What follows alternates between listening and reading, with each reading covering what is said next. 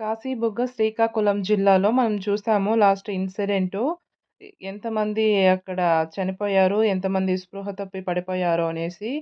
6 మెంబర్స్‌కి ఆహ్, చనిపోయారు. దాంట్లో ఒక బాబు ఉన్నాడు. 5, 6, 7 మెంబర్సు స్పృహ తప్పి పడిపోయి హాస్పిటల్‌లో జాయిన్ చేపిచ్చారు. మనము టెంపుల్‌కి వెళ్తాము. అక్కడ వన్ బై వన్ వెళ్తే మనకేం ప్రాబ్లమ్ ఉండదు. మనకు వచ్చిన వెంటనే మనకు త్వరగా దర్శనం అయిపోవాలి. అలాంటప్పుడు ఎప్పుడు వెళ్ళాలి? మనం 3కే వెళ్ళేసి గుడి దగ్గర ఉండాలి.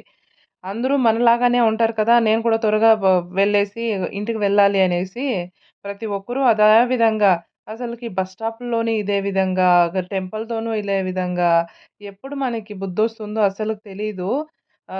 నూటుతా ఉంటే ఆహ్, శ్వాస పీల్చుకోవడానికి కూడా కాదు. ఆ విధంగా ఉంది. ఈ వేడికి అసలకి తట్టుకోలేకపోతాను. టెంపుల్‌కి ఎందుకొచ్చామా అనేసి ఇంట్లోనే శుభ్రంగా పూజ చేసుకొనుంటే కూడా బావున్ను అనిపిచ్చింది.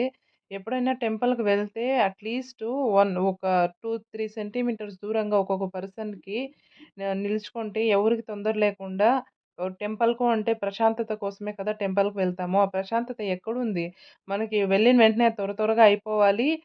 అక్కడ ఉన్న ప్రాణాలు కూడా తీసి వెళ్ళాలి.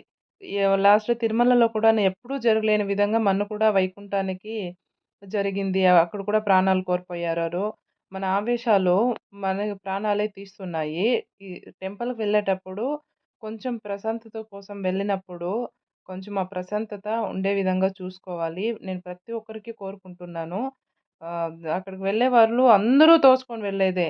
ఒక 2 మినిట్స్, 3 మినిట్స్ ఆగి వెళ్తే ఏమవుతుంది? మనము టెంపుల్‌కి వెళ్తే అన్ని పనులు వదిలేసే కదా టెంపుల్‌కి వెళ్తాము.